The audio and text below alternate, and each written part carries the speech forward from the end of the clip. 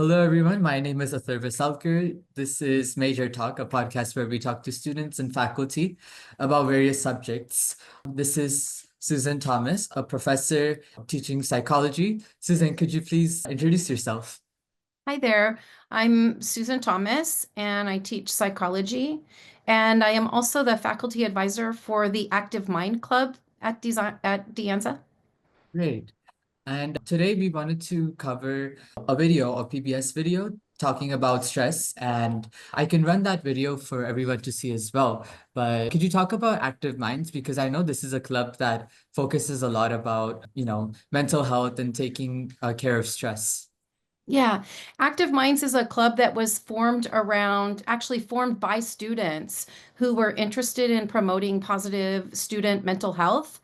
And so they provide events, informational sessions, activities, interactive events to provide information to students and to also provide resources for mental health and to ensure that they're addressing the stigma that is around mental health and mental illness and hoping to debunk some of those myths and so forth around mental illness. Believe it's visible now for everyone to see. So this is am I audible, Miss Thomas? Okay, perfect. Oh, you are audible. Yes, the video. Younger Americans are experiencing what they call peak stress, and they're experiencing it earlier than anyone. A survey of 2,000 adults found most people burn out at around 42 years old. But for Gen Z and millennial adults, now the ages 18 to 44, the highest point of their stress happens much younger, at 25 years old. Wow. When they were asked what's causing their burnout, most people said finances, followed by politics, work, and their physical health. 7 out of 10 agree that it'll only get more challenging to be an adult within the next 10 years. Younger Americans are experiencing. Okay, perfect. So this is one of the video that we wanted to speak about. The fact that it is being reported that the age for which adults are most stressed is now lower to 25, as before it was around 40. So can you tell us a bit about stress and how, before we talk about how we can navigate it, first how it can affect us and what is causing stress for students? Yeah. So I think this is a really interesting video, and I think it's really current because students are experiencing peak stress, and the results of peak stress is you start to see the symptoms of burnout. And so very often what's happening is students are experiencing higher levels of stress based on, whatever they're trying to deal with in their daily lives. And what's happening is kind of a sense of burnout. And so that peak stress is stress that's kind of too long lasting or something that the individual feels like they're going to be unable to cope with. It's going to overwhelm them, it's going to overcome them. And so when a person gets the sense that the level of stress is so high that they're going to be unable to cope with it feels like life-threatening. And so the body gets an experience of physical, mental, and emotional overwhelm or exhaustion. And so what happens is you see the results of that where people just check out, they experience mental health crises. But the concerns, I think in the video, it's interesting that there's also a shift in what's causing this peak stress. So for my generation, for example, it was about work-life balance, where people were unable to find that happy balance between the demands of their work and the demands of their personal life. Whereas it seems to be in the current generation, the millennials and Gen Z, as the video mentions, those who are currently 18 to 44, that this peak stress is creeping in much earlier. And it seems to be a result of, rather than that work-life balance, it's the demands of work. Finances are incredibly overwhelming. We live in the Bay Area, which is incredibly costly.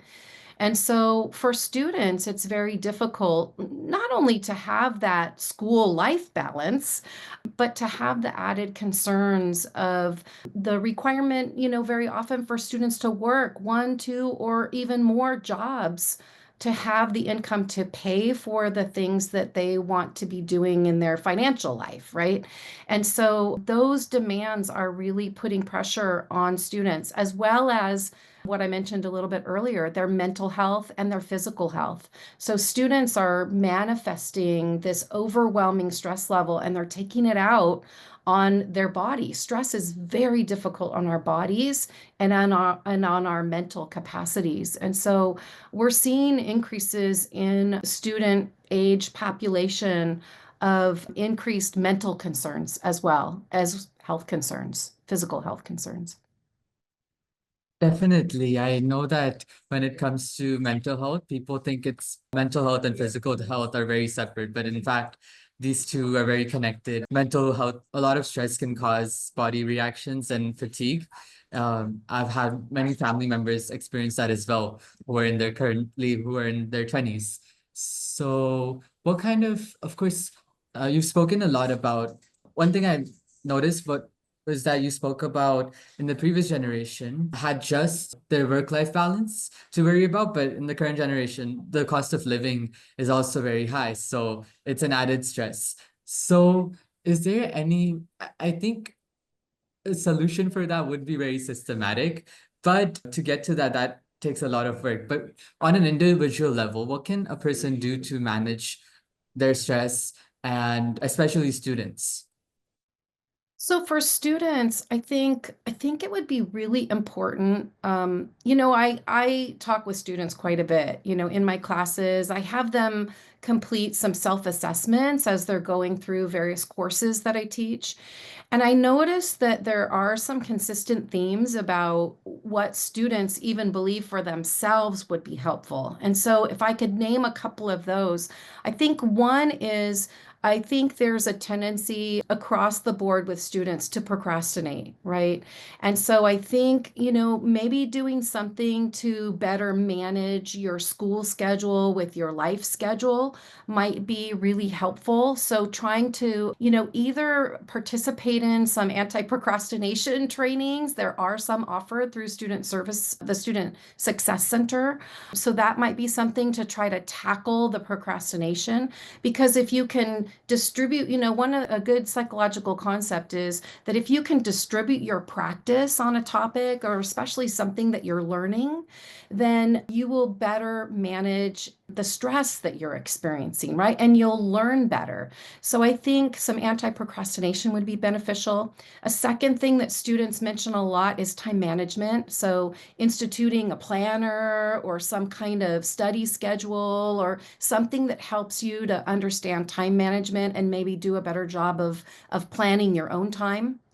And then the third thing I would recommend, because finances are such a major concern for, I think, probably all of us, but particularly for students, it's very difficult to make your way through college and academic studies beyond high school with proper finances. And so getting some budgeting training or maybe learning how to, live within your means or plan your finances out.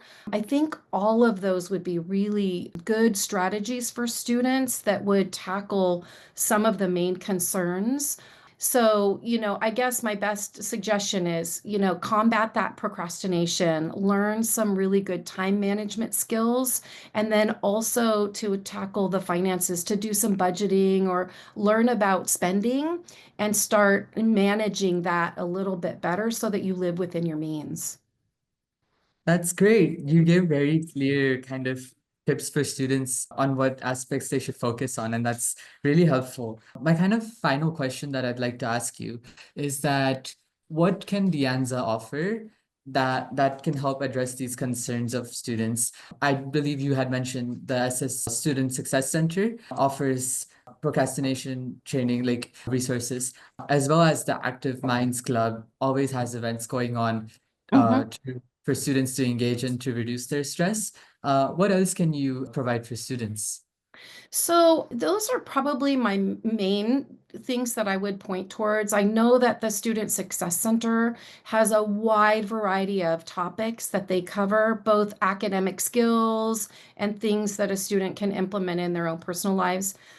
Active Minds offers every quarter, they offer multiple events that I think would be engaging for students around stigma and mental health. They have a stress less week where they offer an event several days during that week. They have the dog therapy sessions where students can go in and spend some time with pets to alleviate their stress.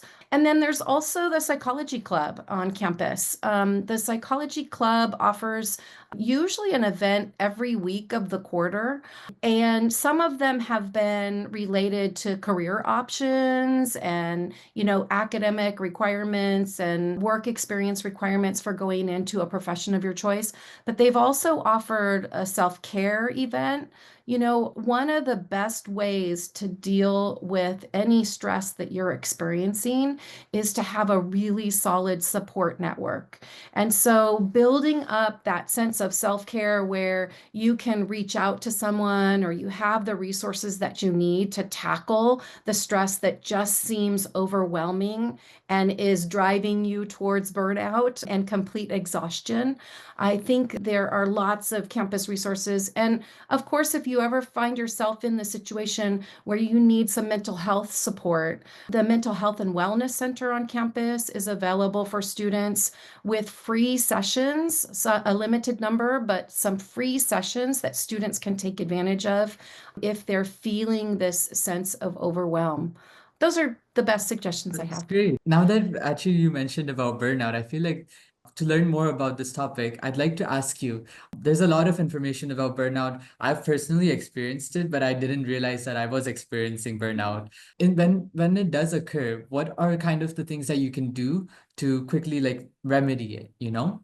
Because students, they have assignments, they have many things going on. They don't always get the time to sit down and read about burnout, like how to help it, or so if we could offer any like quick great tips for burnout, that would be really helpful.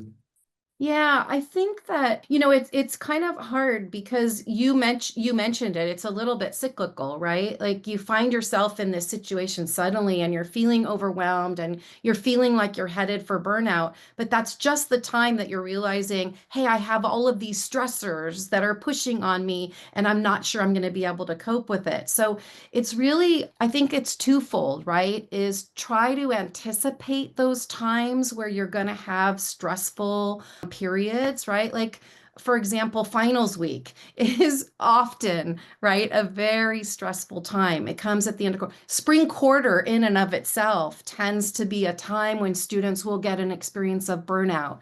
When they're applying for a transfer and there's an upcoming deadline coming, these are times that you can anticipate that you're going to experience a higher level of stress. So, number one is if you can anticipate it, make sure that you're scheduling yourself in such a way that you're not having these extended periods of time where feel like you're in this pressure cooker with all of the stressors pushing in on you, right? And so, maybe try to schedule in some time for self-care, whether it's, a few minutes of listening to music. Take a break, reward yourself for the things that you've accomplished, and then reattack the issue, right?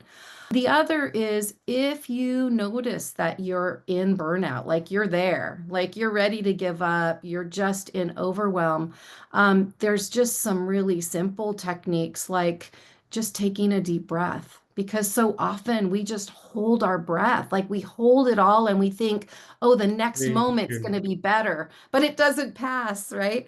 And so I think if we can engage in some simple practices that allow us to just stop and literally take that deep breath, just even in the very moment, can give us an opportunity to reapproach the problem or reattack the things that we need to do. Or maybe tell yourself, I'm going to stop for 10 minutes. I'm going to give myself 10 minutes to recover, at least slightly. And I'm going to plan for the next 2 hours, right? So, spend that 10 minutes kind of strategizing with yourself, how can I tackle this that's before me in a better way, right? And so I think, I mean, those are the suggestions I would give, if you can anticipate, but then also if you find yourself right in the middle of it, what are some really simple things to do is one is notice, become aware of it, right? And Great. then think about how you can give yourself a mental break, an emotional break, a physical break by taking a deep breath, or a few deep breaths. Engage in 5 minutes of meditation and just reflect on a great vacation or go to a place that was happy, right? And that 5 minutes will at least give you that hard stop and the Great. opportunity to reapproach. Wow, thank you so much, Miss Thomas. That actually, a lot of those tips even I'll implement, because what you said about taking a stop, I feel like when you're in burnout, you think that what will help you is to get everything done, Once I'm done with everything, then I can relax. But then it takes longer because you're stressed and you're tired and you don't want to feel like doing it. So I think what you said about taking a deep breath and stopping for 5 minutes right there is really helpful. Yeah. Yeah, I think you're right because very often, we're in the middle of stress and overwhelm and we think, "Oh, I just need to work harder. I need to work Great. harder. I need to work faster. I need to do more." And actually what will help you more is to stop, take a moment, and then reapproach because being in overwhelm, or being in burnout, you're not going to get to a satisfactory conclusion. It takes that moment. Definitely. Thank you so much, Miss Thomas, for taking the time out of your day to talk to us. All of these tips and resources that you've talked about will be definitely very useful to the listeners who will listen to this podcast and to me as well. So thank you so much, Miss Thomas. Yes, nice to talk to you today. Of course, take care.